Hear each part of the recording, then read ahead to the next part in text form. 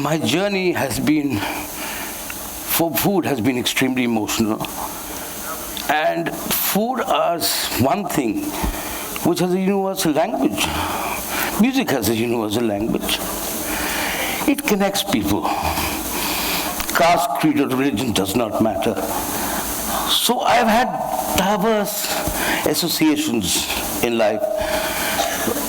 I had a political journey. I've also had an academic journey, which I'm still having once in a while. I have also had a gastronomical journey, which continues. And I chose to continue with my gastronomical journey. I belong to a family of teachers. Both my father and grandfather were academicians. My father was a vice chancellor, my grandfather was a vice chancellor. Then I suddenly realized the only legacy they left behind was the vice. My chancellorship had gone.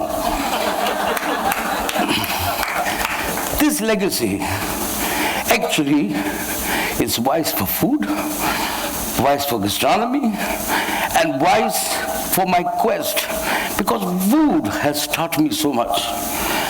I've learned emotions, I've learned passion, I've learned compassion, and more so, I've also learned commotion, because that's what food does. It just does create different kinds of situations for a person. So what happened was, this is a backstory which I'm going to share now, because that's what TED Talk is all about as far as this Royal Global University TED Talk is concerned. I came to Northeast. I'll be giving a Northeast example to start with. I came to Northeast as a young child at the age of 6. I'm 58 now. And my uncle was in the railways. While he was in the railways, I had the opportunity to come to Maligaon and stay. And he was a very senior functionary. In fact, he was heading the NF Railway at that point of time. And you know, these railways offices had fancy saloons, which were like homes on wheels. And I was asked, my uncle would travel, because during holidays he would come, and my father was teaching in Cambridge at that point of time. He would take us on inspections and everywhere. So my first journey in a saloon as a young child was with the old Lumding Railway, which started from Lumding. That was a narrow gauge, I believe. Beautiful journey. I would stop at Jathinga, I would stop at various places. And you know, it was just an amazing exposure that I got into the tribal perspective. My fascination for tribes has always come from my childhood. My late father was an anthropologist. So the unqualified anthropologist genetically immersed in me my passion for tribes and customs and religion, because that was the real quest which I wanted to know and understand what food is all about. Slowly but surely, when I came to the Northeast, first as a political activist, then and a political activist of responsibility. Though politically nobody is responsible, I can see that. It's a global phenomenon. Then I came also with an office of responsibility, which was part bureaucracy. And then also I came in as another office, which was office associated with culture. I have my friend here, who's been here, and he used to be the general manager of Netfee, and he has been my friend from Chandigarh, Manoj Das.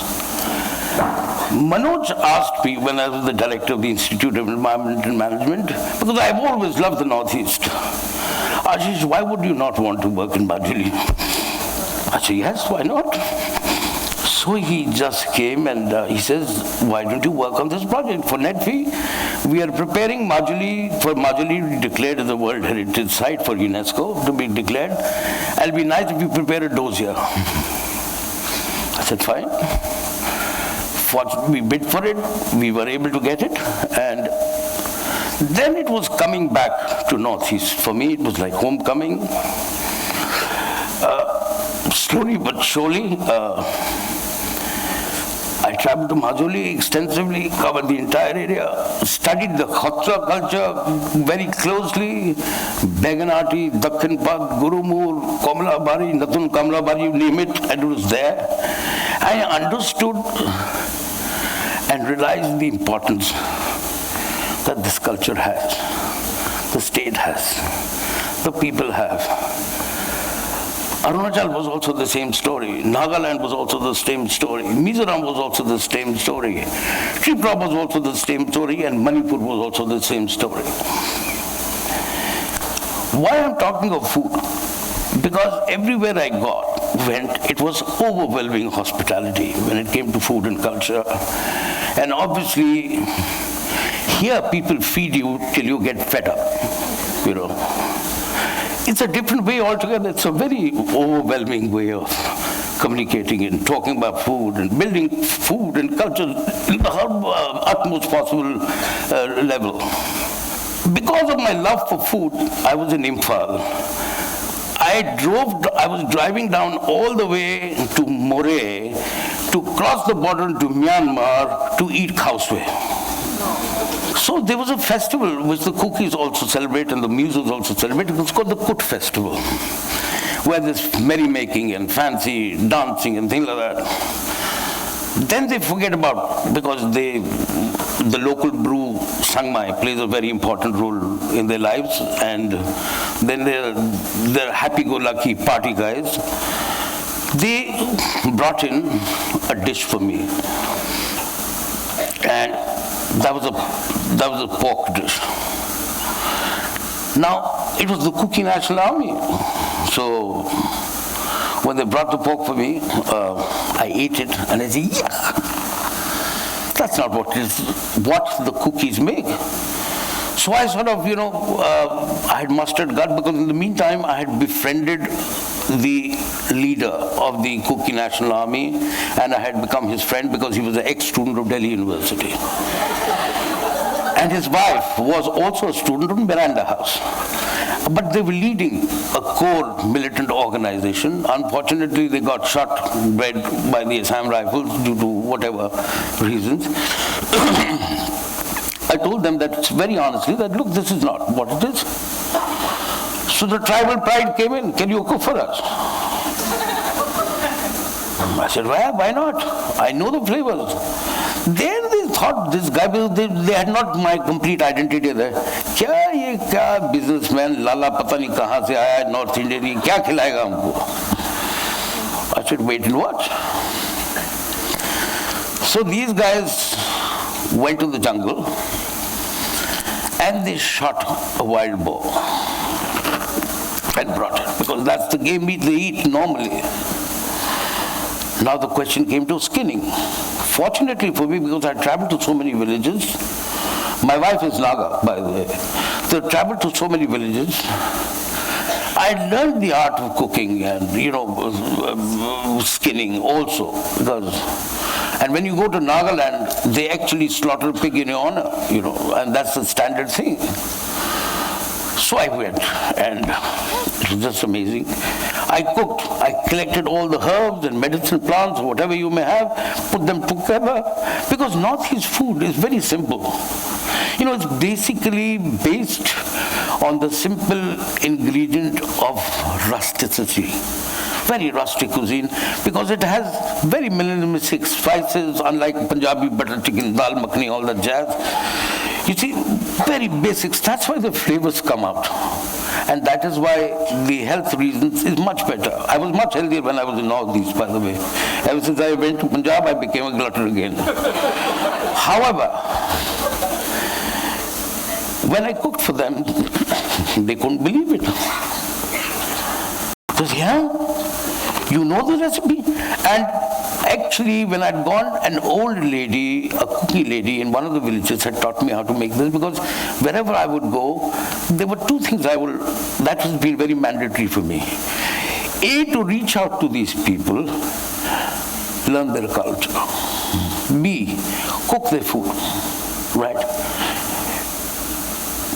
If I had to go to somebody's house in Assam, being a Punjabi, I suddenly go to an Assamese home and I cook hahar koni or dikia hak or, stuff like that, or anything that you do, or you go to Manipur and you start cooking sinju or, stuff like that, and do a complete Vaishvanite cuisine for them, for the Maithis, or you go to Khasis, for the Khasis you start cooking, jado and tumtak or turumbai and the usual food. So obviously you relate.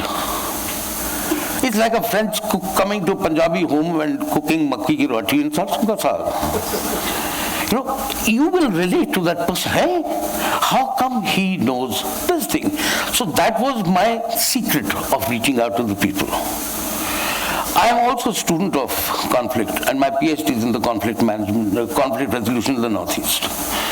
So obviously I interacted with various communities here, there, everywhere, and learned a lot from them and structured everything. So then I realized that conflict is not on food. Conflict is on ideology, which is self-created. Most of the diplomacies politically everywhere are based on dinners. Wherever you go, there's dinner diplomacy. Somebody's coming, the Prime Minister, Chinese Premier, or anybody's coming, Indian food is being served. You go to any other country, they serve the traditional cuisine. That's a great way of expressing culture and tradition. So that's how I authored my first book called Any Belly, which is based on the 8 states of Northeast and the cuisines of the 8 states of Northeast. Then the tribal culture started enamored me. Wherever I went, there was so much similarity. I went to Chhattisgarh, I went to Odisha, I went to Jharkhand, Chota Nagpur, Lahore Daga, you name it, and interacting with various tribes. One thing was very common amongst most of the tribals was warmth and hospitality, but also hostility because of misconstrued emotions where they would not think from here, but mostly they would think from here. And that was a very important aspect. Suddenly, one fine day, recently, I'm doing a very interesting series for one of the leading OTT platforms. And this is season 1 and season 2, called The Unsung Chefs of India. There's a story of Assam. In Titabor, near Jorat, there's a Titabor Khotra. There's an old lady. She's about 80 years plus. Affectionately, I call her Aita, as she's called in Assamese. She's running a culinary school. No, not a culinary school, but she's running a small institution where she's teaching women to make different kinds of pitha. And those pithas are almost dying because, people are now giving precedence to pizzas and European food and all that junk crap, which is because North has so much to offer. And if we don't value that, we cannot value, because ultimately food, culture and music is our identity. If we don't maintain our identity, there's a major conflict in our lives. Especially my message to all you youngsters, you are the future of the region. And that can only happen if you know your roots. If your roots are taken away, you will have nothing left with you. And you will suffer a serious identity crisis in the long run. And the future of the country lies in your hands. It's as simple as that. So stick to your roots first and respect and learn as much from the other places. That's the only way you will be able to sustain yourself in the long run and in the right perspective. So coming to the story of Ayata, she got widowed at the age of 30 years old. It's a very interesting story. You can actually make a film out of this also.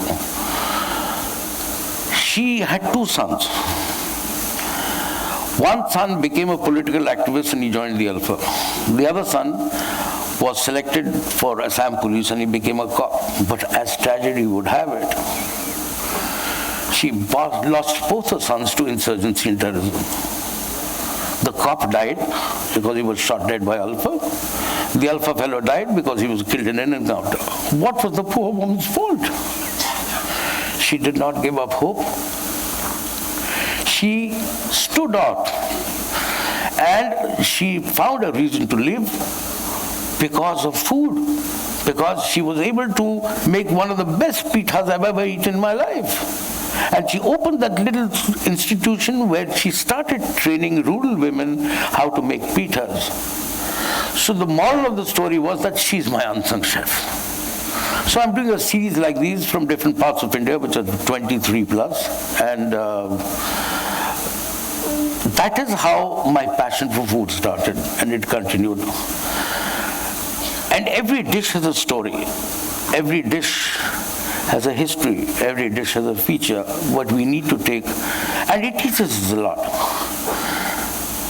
My quest as a food historian is this: to learn, to understand, to propagate, and to teach food, and to share.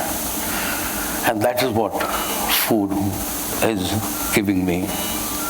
And on that note, the ringer is sounded, the gong. Thank you so very much. It's been such an honor to be here. Thank you so very much, Dr. Chopra.